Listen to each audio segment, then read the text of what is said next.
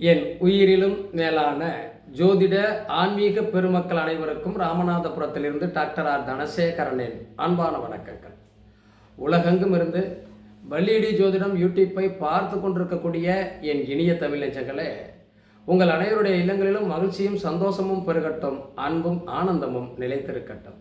இந்த அற்புதமான தருணத்தில் உங்களோடு பயணிப்பதில் பெருமகிழ்ச்சி அடைகின்றேன்.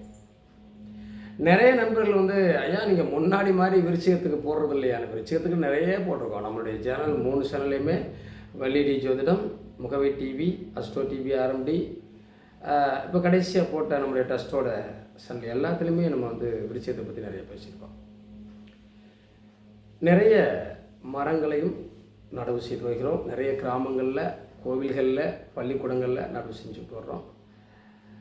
நீங்களும் வீட்டுக்கு ஒரு மரம் வளர்க்க வேண்டும் என உங்களை அன்போடு கேட்டுக்கொள்கின்றேன். மரம் வளர்ப்போம், மழை பெறுவோம், வருங்கால சந்ததிகளை காப்பாற்றுவோம். பொதுவாக விருச்சிக ராசி அது காலபுருஷனுக்கு 8ஆம் இடம் அப்படின்னு நம்ம சொல்லுவோம் இல்லையா? இந்த விருச்சிக ராசி இந்த ஆண்டு எப்படி இருக்கிறது? இது நிறைய பேருடைய கேள்வியாகவும் இருக்கு. இந்த ஆண்டு விருச்சிக ராசி நல்லா இருக்கா? ஏன் இந்த ஆண்டுக்கான விருச்சிக ராசியுடைய பலனை நீங்கள் போடலை அப்படின்னு சொல்லி நிறைய கேட்டிருக்கீங்க. விருச்சிக ராசிக்கான பலனை நான் தொடர்ந்து மக்களுக்காக கொடுத்து கொண்டிருக்கிறேன்.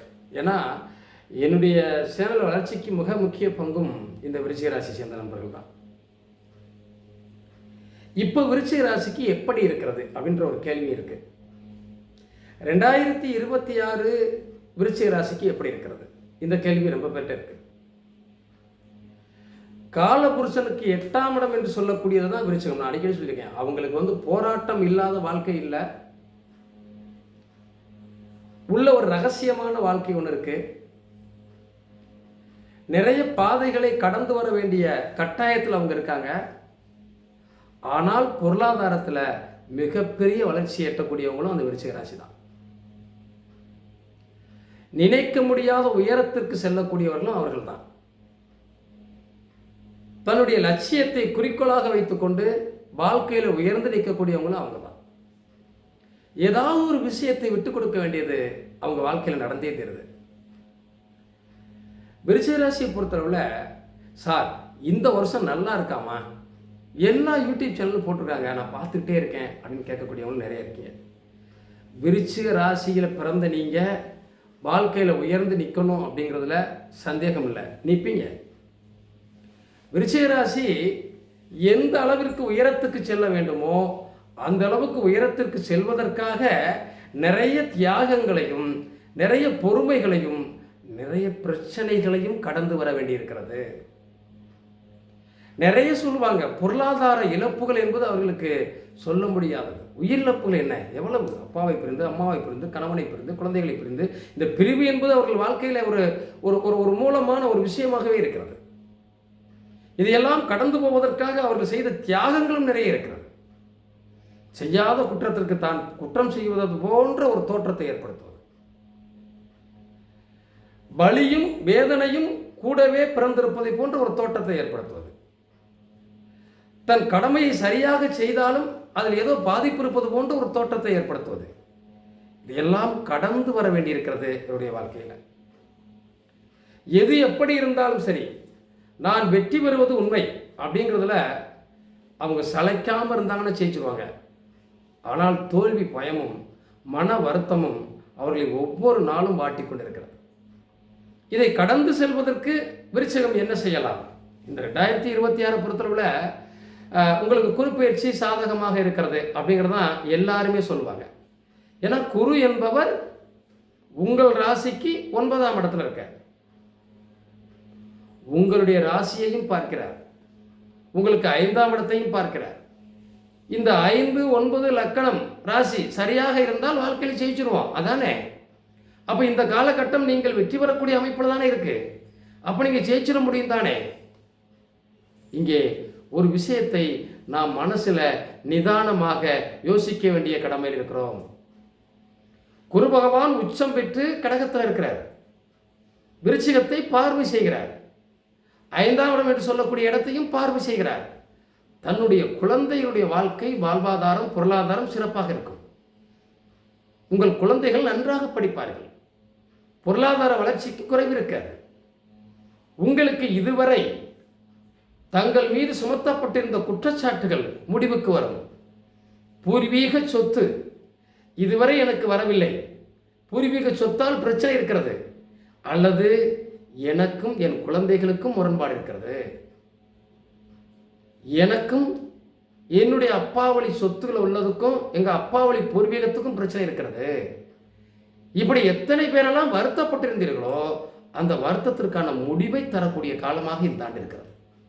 அதை மறக்க முடியுமா? விருச்சிகத்தை பொறுத்தளவில் அது செவ்வாயுடைய ராசி, காலபுருஷனுக்கு 8ஆம் இடம், அதனுடைய சின்னமே தேல். கோபத்திற்கு பஞ்சம் இல்லை. கோபக்காரவங்க விருச்சிக ராசிக்காரங்க தான். சடாரம் கோபம் வரும். ஆனால் சாதிக்கக்கூடியவர்கள் விருச்சிக ராசியை சேர்ந்தவர்கள் தான்.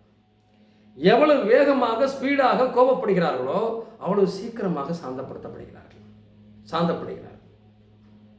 ஒரு சில நேரங்களில் தனக்கு வாய்த்த மனைவி சரியில்லை, தனக்கு வாய்த்த கணவன் சரியில்லை, என்னுடைய அப்பா அம்மா சரியில்லை, நான் பெத்த பிள்ளை சரியில்லை என்ற புலம்பல்களும் இருந்து கொண்டே தான் இருக்கிறது. ஆனால் எல்லாவற்றுக்கும் மேலாக அதிக பாசமும் இந்த விஷயத்திற்கு உண்டு. விசாக நட்சத்திரத்தில் பிறந்தவங்க எவ்வளவு போராட்டம் நடக்கட்டுமே, எவ்வளவு பிரச்சனைகள் வரட்டுமே, அதை சாதுரியமாக கடந்து செல்லக்கூடிய பக்கம் உங்களுக்கு உண்டு. இந்த விருச்சிகத்திற்கு காதல் ரசனை இருக்கிறதா? நிச்சயமாக இருக்கிறது. அது ஒரு மறைமுகமான ஸ்தானம். 7ஆம் இடத்துக்கு அடுத்த ராசி இல்லையா? காலபுருஷனுக்கு 7ஆம் இடத்துக்கு அடுத்த ராசி. 7ஆம் இடங்கிறது மனைவி, கணவன், ஃப்ரெண்ட்ஸ் எல்லாத்தையும் சொல்றோம். இந்த கணவன், மனைவி, ஃப்ரெண்ட்ஸ் அதுக்கு அடுத்த 2ஆம் இடம் குடும்பம் இடம். நம்முடைய கணவன் மனைவியோட குடும்பம். அப்ப இங்க கணவனால், கணவனுடைய குடும்பத்தினால் அல்லது மனைவியோட குடும்பத்தினால் விருச்சிக ராசிக்கு பிரச்சனைகள் உண்டு. பிரச்சனை இல்லாத குடும்பம் இருக்காது. பாத்தீங்களா? இதற்கு எங்கே வருகிறது? காலபுருஷனுக்கு 7ஆம் இடமாக துலாம் இருக்கிறது, 8ஆம் இடமாக விருச்சிகம் இருக்கிறது. அப்ப கணவன் குடும்பத்தால் பிரச்சனை நமக்கு காத்திருக்கிறது, மனைவி குடும்பத்தால் நமக்கு பிரச்சனை காத்திருக்கிறது. அதை கடந்து செல்ல வேண்டிய கடமை நமக்கு இருக்கிறது. ஆனால் இந்த பிரச்சனை இந்த ஆண்டில் இருக்குமானா இருக்காது. குரு விருச்சிகத்தை பார்வை செய்கிறார், கடகத்தை பார்வை செய்கிறார், கடகத்தில் தான் அமர்ந்து இருக்கிறார் உச்சம் பெற்று, மீனத்தை பார்வை செய்கிறார். அப்ப இது எனக்கு பொன்னான காலம் என்று சொல்கிறார்களே, அப்படி ஒன்றும் நடக்கவில்லையே என்ற கேள்விகள் இருக்கலாம். இதற்கு ஒரு சிலருக்கு நல்ல பலன்கள் நடந்து கொண்டிருக்கிறது. வீடு வாசலை கட்டி கொண்டிருக்கிறார்கள், இடம் பொருளை வாங்கி கொண்டிருக்கிறார்கள். சில பேருக்கு இன்னமும் மந்தமாகவே இருக்கிறது. எனக்கிட்டே பிரச்சனைக்கு வராங்களே, அங்கேதான் உங்கள் ஜாதகப்படி நடக்கக்கூடிய தசாபுத்தி வேலை செய்கிறது.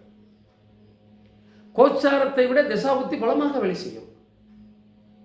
நம் ஜாதகத்தில் இருக்கக்கூடிய கிரக கட்டங்கள்ல என்ன திசை நடக்கிறதோ, என்ன புத்தி நடக்கிறதோ அதுதான் 70% மேல் தீர்மானிக்கிறது. அந்த தசாபுத்திகள் நமக்கு சாதகமாக இருக்கிற போது இப்போது நடக்கிற இந்த கோச்சார பலனும் சாதகமாக இருந்தால் முழு பலனையும் முழு வெற்றியையும் விருச்சிக ராசி அடையும்.